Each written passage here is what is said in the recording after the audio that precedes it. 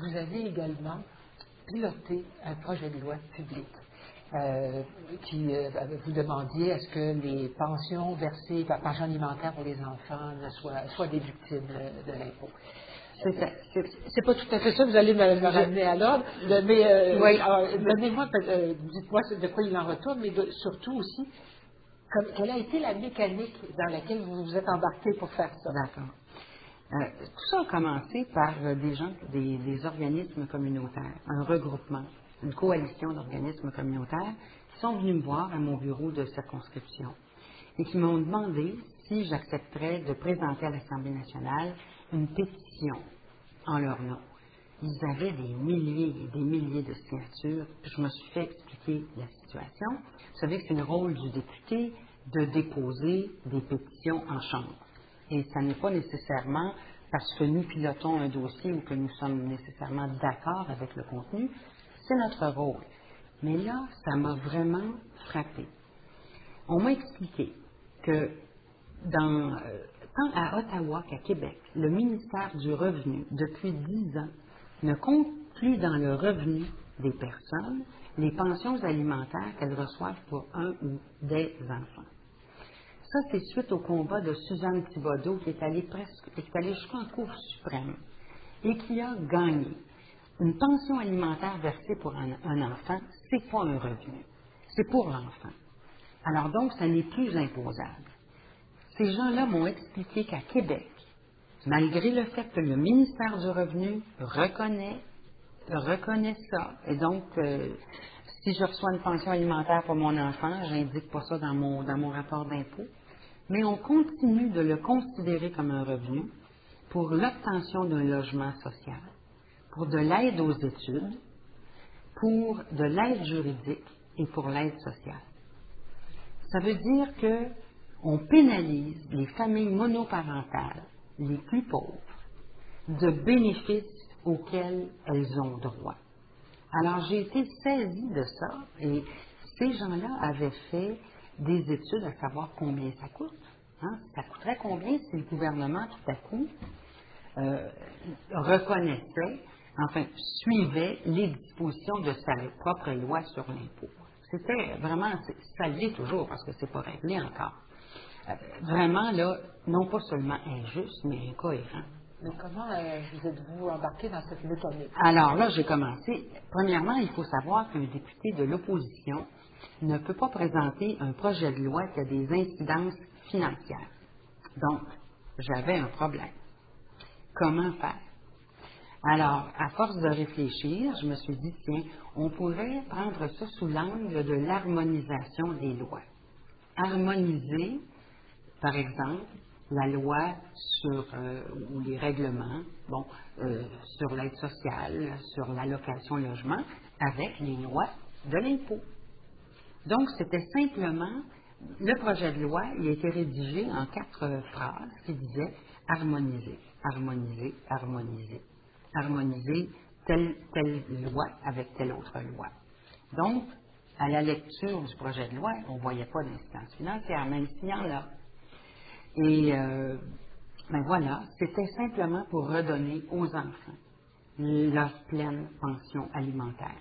Que le parent qui garde les enfants ne soit pas pénalisé s'il veut retourner aux études, s'il a besoin d'aide juridique, s'il a de l'aide sociale.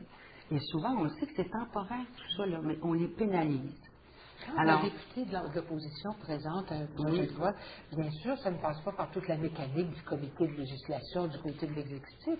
Qu'est-ce qui se passe? Quelle est cette mécanique? Bien, écoutez, moi, j'ai écrit ça dans mes mots. Hein? Dans mes mots. Voici, là, la loi, une telle, on devrait l'harmoniser avec telle loi. Bon, je ne suis pas avocate, je suis pas, mais quand même, on comprend un peu les mécanismes des lois. Je me suis fait conseiller par un collègue qui m'a dit, ben écoute, je pense que ça pourrait passer. Ensuite, j'ai tout gardé ça bien secret parce que là, je me disais, il faut que ça fonctionne, je ne veux pas me faire bloquer ça. Un peu d'expérience politique, là, des fois, ça aide aussi. Alors ensuite, je suis allée voir au bureau de notre leader, le leader du Parti québécois, qui était l'opposition à l'époque, n'était pas l'opposition officielle. Et on m'a dit, ben écoute, c'est une injustice, c'est une incohérence, ça a du bon sens.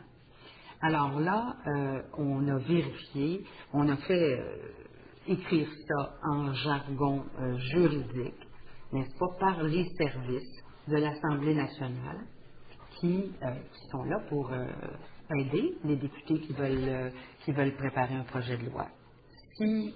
Quel que soit le député, il peut obtenir l'aide des services juridiques de l'Assemblée nationale pour préparer un projet de loi. Et là, une fois tout ça préparé, j'ai eu l'honneur de déposer ce projet de loi. Et malheureusement, le gouvernement a refusé de l'appeler. Mais on ne lâche pas et ça va être de nouveau représenté à cette session-ci.